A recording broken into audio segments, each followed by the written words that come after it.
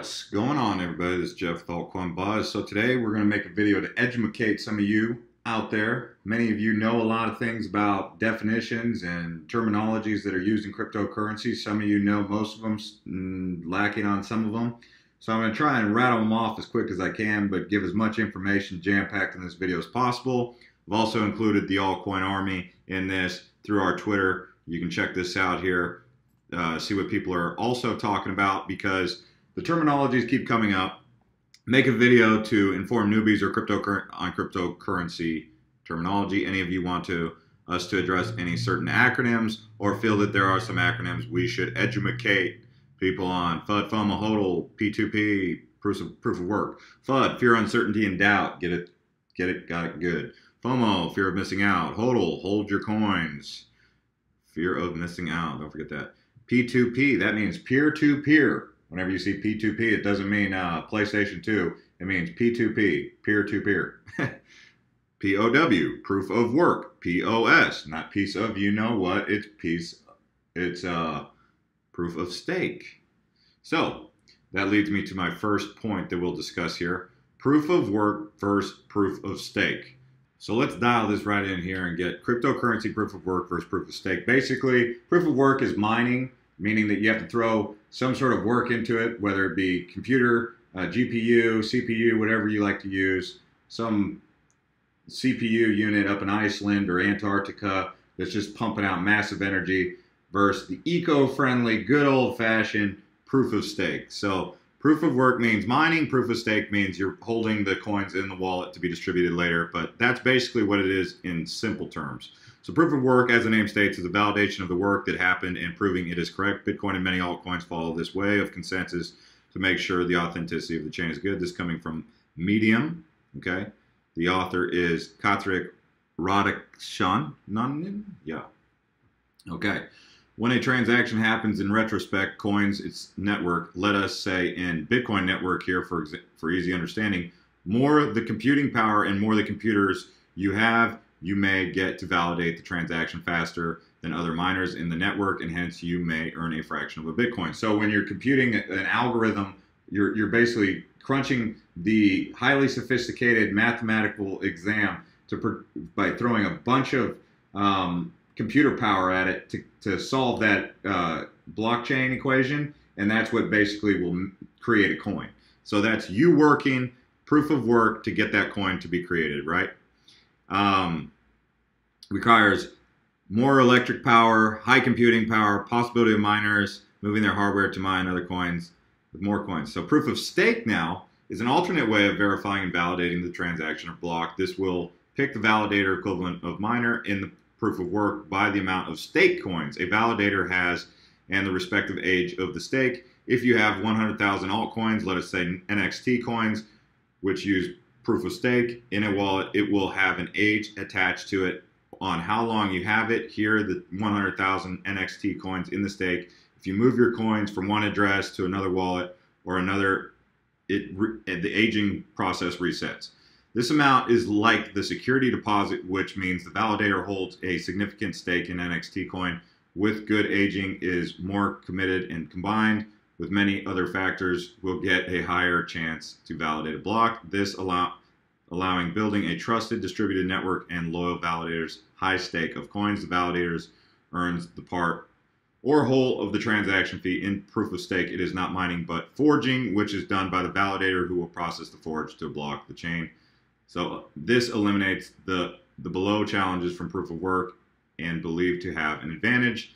No need for expensive hardware, energy efficient and won't consume high electricity like proof of work does, more loyal validators, less transaction fees, and faster validations. In proof of stake, each validator owns some stake in the network, either in the case of the Ethereum that they bond. Bonding stake means you deposit some money into the network. It's kind of a long, drawn-out assessment. I'd like to give it to you a little bit smoother, but basically proof of stake is storing your coins in the wallet to create more coins, essentially, as a validator, right? Now, proof of work, you have to be a miner. You need you need to sign up with Bitmain or Hash, any of these mining companies, right? And you got to get turn on your CPU and let that thing crank all throughout the night, piss off your girlfriend, you know, all that stuff, right? Anyway, so leading me into my next point, which is master nodes. You guys may have heard this term before. So this is on Steemit by MEN Monic 19. So what is a master node? Master nodes are in the cryptocurrencies network that fulfill a specific function beyond simply relaying transaction. In Dash's case, they enable the InstaSend, Private Send, and Dash treasury system. Other cryptocurrencies such as Crown plan to use master nodes to host decentralized apps. Basically, guys, what this master node is you got to hold like a large amount of coins in a wallet for an extended period of time in order to hold that master node, okay? And there's benefits to that. Anyone can run a master node. The objective is to have enough of them for decentralization so nobody controls an important fraction of master nodes. However, there is one condition that usually has to be fulfilled. You have to stake a certain amount of coins in your master node. Staking in this context means you lock up the coins for a fixed amount of time. See, so that's kind of an issue for people because you got to tie up your coins for a long time. It's like putting it into a savings box that you just can't touch for a while. Staking in this context means, okay, the coins don't need to be in the master node, but they need to be kept in a certain way. If the owner moves or spends those coins, the master node stops working. The proof of ownership system serves to incentivize master node operators and to prevent certain individuals to control a large share of network by themselves. What are the prerequisites to create a master node? A user needs to lock in a specific amount of coin. In this case, Dash, the creation of a master node requires to lock in 1,000 Dash. Dash, when it's over $1,000, obviously, you get the point of how much that would cost in a local wallet. Users can then either set up a server to host the master node or ask a server provider to do so on their behalf. Okay, so I hope I've gone over this, at least giving you guys some sort of additional insight to get this moving, right? Now, some other terms that I want to go over. I'll go over this from this Medium article here by Max Middleman. Did a pretty good job. Many of you should already know what an address is. A Bitcoin address is essentially the same thing as a home address. It's the location from which you receive, send, or hold your currency. These addresses generally manifest in a long stream of alphanumeric characters and will look something like this, which is an encrypted code, right? A wallet address is the public portion of the encrypted necessary for a holder to accept and verify a transaction. So if someone says the public address, I think you guys get the point. You got to copy this and paste that where it says that. If it's a private key, it's a lot longer, but that's different. Do not ever send your private key to someone who's asking you for your address. AltCoin, for any of you who don't know what an altcoin is, let's just do this. An altcoin is the community accepted name for any coin that isn't Bitcoin. Altcoins that we've previously discussed include Dash and Monero. We've already talked about mining, so I'm not going to talk about ASIC mining. Blockchain. A blockchain is a data system that allows for the creation of a digital ledger of transactions on a non-centralized network. Cryptography is the main operator that allows for users to engage with the ledger without the need for any central figurehead. In layman's terms, this means that people and computers all over work together to create a network instead of a network being made by one single person or company. This network is enabled and protected through cryptography. We have seen this used in currency data transfer and on the blockchain is compromised of blocks and is constantly growing as each new record, datum, or block is added on the chain for everyone to see. It's block. Blocks are essentially pages in ledger or record-keeping book. Blocks are the files where unalterable data related to the network is permanently stored forever like eternity. So they're saying blocks are like files. So just think, block and a file. Block height, I'm going to go ahead and pass that over. That's block reward. Block reward is the reward allotted for hashing or solving the mathematical equation related to the block. The reward for mining a Bitcoin block is 25 Bitcoins per block mined, which will have 210,000 blocks. So that's a mining term. A distributed central ledger. I'm going to pass that one. A fork. So this is something that you guys may hear that you might not know about. So there's a soft fork, hard fork. But basically, a fork is like a split, right? A fork is the permanent divergence of an alternative operating version of the current blockchain. Forks come into existence when a 51% attack occurs, a bug in the program, or more commonly, a new set of consensus rules come into existence. These happen when a development team creates and inserts notably substantial changes into the system. The successful fork is decided by the height of their blocks. So Bitcoin, for example, when they forked to Bitcoin Cash, they kept many of the properties of Bitcoin, but improved it in various different ways. Ethereum's done forks. Not every fork results in a new currency. Ethereum's done forks, which are called soft forks, where it doesn't result in a new currency like Bitcoin Gold, Bitcoin Cash, Super Bitcoin, all these different Bitcoin hard forks, right? Halving is the reduction of mineable reward every so many blocks. For Bitcoin, the reward is halved. After the 210,000 blocks are mined, then every other 210,000 thereafter. Okay, hash rate, I'm going to pass that. Mining, we've already gone over that. Multi-sig node. A node is essentially a computer connected to the Bitcoin network. A node supports the network through validation and relaying of transactions while receiving a copy of the full blockchain itself. We kind of already touched on the master node, so just add that. That is the simplified term, right? We already went over peer-to-peer. Proof of work, which is mining essentially. Proof of stake, we've already gone over that. Public key, private key. I mean, I've already kind of gone over that. I guess I could, but you guys are probably bored if I repeat myself. Here's a good one. A smart contract. A two-way smart contract is an unalterable agreement stored on the blockchain that has specific logic operations akin to real-world contract. Once signed, it can never be altered. A smart contract can be used to define certain computational benchmarks or barriers that have to be met in turn for money or data to be deposited, or even be used to verify things such as land rights. So it's a piece of code that executes on command, right? So you can write it in there to say, once we've received $20, this piece of land is yours. And it just automatically executes based on that. So if we just keep moving over here, let's go back to Twitter. There was a pretty good list that was right here. Okay, ATH, all-time high, not the best time to buy. AltCoin, we already went over that. Blockchain, FOMO, fork, FUD, HODL, noobs, newcomers into the crypto world. Pump and dump, pump goes up, dump goes down. Wrecked, whatever. Shills, someone who promotes shills in altcoin. You know what a SHIT coin is. Whale, big coin holder can manipulate prices. So if you hear someone say whales, Bitcoin whales, that's what that means. So here we go. These are some top cryptos for hashing. Another term that I wanted to talk about was KYC. If you see someone talking about KYC, that means know your customer. So when you're trying to go on an ICO and they're like, fill out this KYC, they want to know, they want you to send them your information. I hope this is at least giving you guys some insight into what all this stuff means. I know it's a long list and some of you already know a lot of these, but it's possible that you guys have either forgotten or didn't know the full thing, and I'm trying to do it as fast as I can, as entertaining as I can.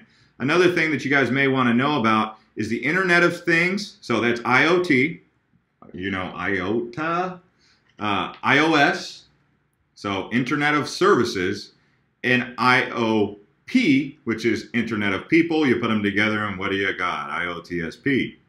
So you can see, so Internet of Things, Internet of Services, Internet of People. Hopefully that kind of summarizes that, right?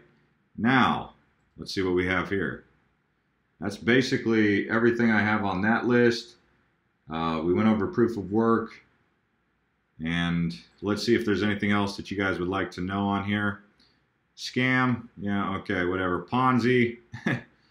Ponzi is basically where there's somebody at the top who benefits at the top of the pyramid and everyone else kind of builds out like a pyramid down, down, down. And eventually the people at the bottom are the ones who, there's more of those people at the bottom than there are at the top. And those are the people that kind of end up losing their money, is basically. What is 2FA? 2FA is two-factor authentication. So when you're signing up for an exchange, if they're asking you, that's basically Google Authenticator. Yep. So 2FA, two-factor authentication, that's your Google Authenticator app. So go on to Google App Store or the Play Store and download that.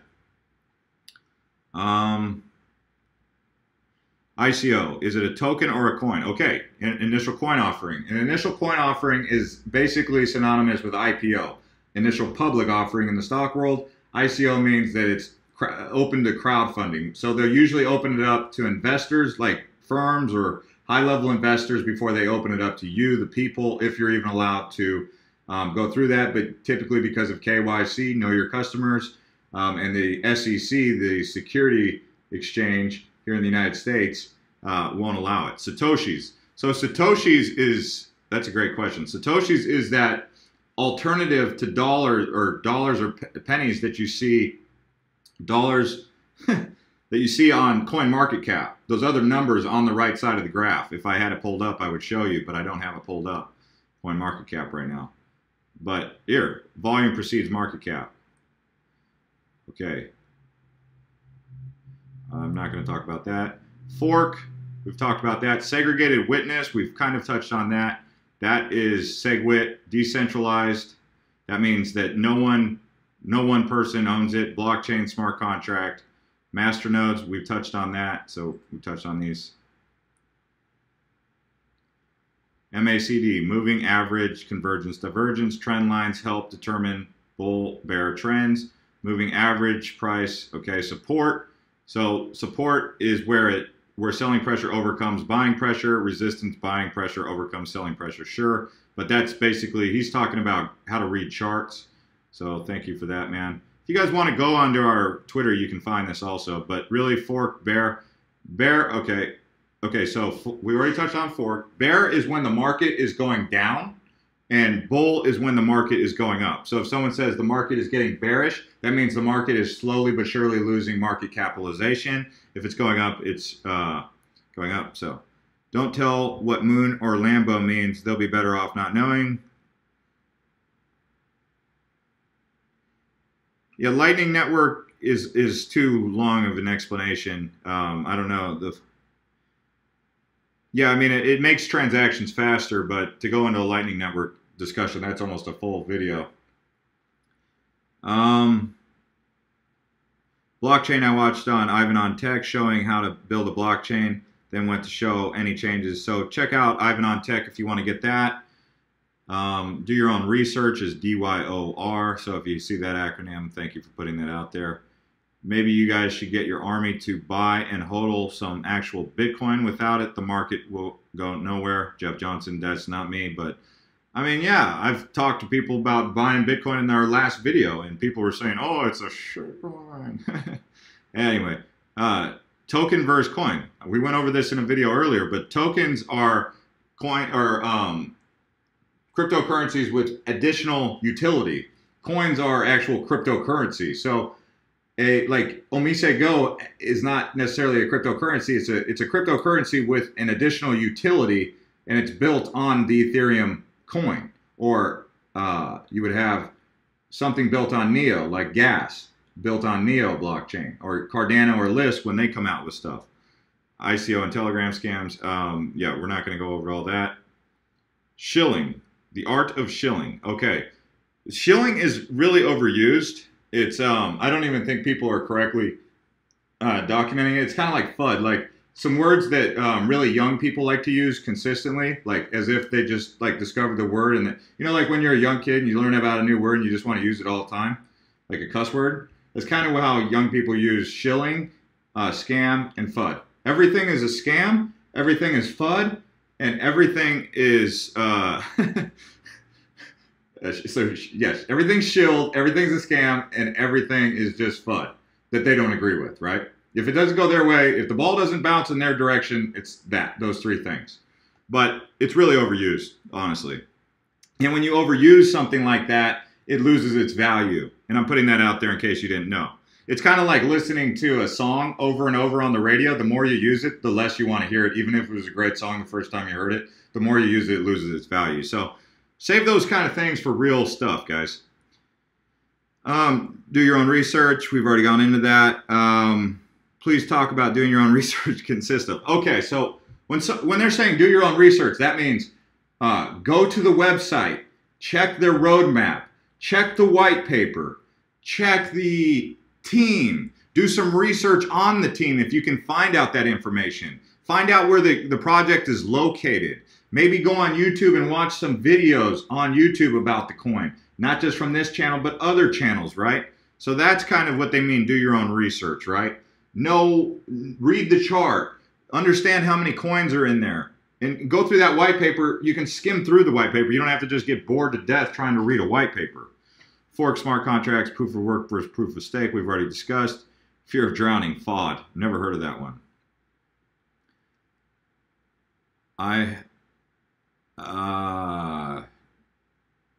CME. That's the Chicago. That's the Chicago Board of Exchange, Mercantile Exchange. Chicago Mercantile Exchange for futures. So futures, when they say something like futures, they're talking about a contract that exists that predicts the direction that Bitcoin will go. If they say the futures, so when someone takes out a contract, they're either saying Bitcoin's going to go down or it's going to go up. And they do that at the CME. So futures market. Okay, but that's a whole nother video on itself, but that's what CME is. Can you talk about BitGrail? What is staking and coin versus token? Okay, we've already talked on those things, but that's a good question. I hope we answered it for you. Because I could see why people were wondering that. Have a strong mentality, think like a businessman. Okay. Yeah, don't get your feelings overwhelm you. That is so important. These people who get caught up in the fanfare get emotionally attached to things. It's like having a girlfriend all of a sudden. It's like they love it. And if you talk bad about their girl, they're like, don't talk bad about my girl. I'm going to shank you. You know, that's kind of how they get. KYC, we already touched on that. That's a good one. Fiat, and explain the different wallets. Okay, so fiat currency opposed to cryptocurrency. So look at fiat, like coins and dollars. That's, if I just give you a brief example of the introduction of currency. So back in the old days, they used to take gold and silver and deposit it into a bank account, because if you wanted to buy a donkey or a horse or a burger or whatever the case may be, or a jack of whiskey, you don't just pull out the gold nugget, take a chisel and just go, bam, here's a little sliver of my gold. Oh, I think I cut off too much. Put it in your little jar here. So they decided, well, just deposit the gold into the bank, and in exchange, the bank would create a promissory note. That is basically the first paper ledger dollar or fiat currency that ever kind of came into creation. But that was like the very beginning of it. And then they created a fiat currency that is basically coins and dollars. And each country has its own fiat currency. This is a digital currency, a cryptocurrency. Hopefully we did that. All right, where are we at here? We've already talked about these. Digibyte, proof of work, Satoshi, all-time high. No, I don't plan on making another Utrust video because we've already done that. Fubar, that is F-U-C-K, beyond repair. Lambo. Okay, well, that pretty much does it for that list. So I hope this pretty much summarizes some stuff for you guys. Feel free to ask some questions in the comments about the things that we talked about in here to get more details. And if you, the veterans in the AltCoin Army, can assist people in understanding some of these terminologies so we can get some heads out of booty holes. Because we got a lot of heads in booty holes. We're trying to unpack sand. We're trying to pull them out, let people breathe again so they can get some healthy oxygen and get that air going to their brain so they can start using their heads and stop being so emotional about their cryptocurrency. So they can win, because we like to win. And so they can stop complaining when I bust their balls and say, get your heads out your booty hole. Thank you to everybody who's been watching these videos. You can subscribe if you like. We'll see you next time.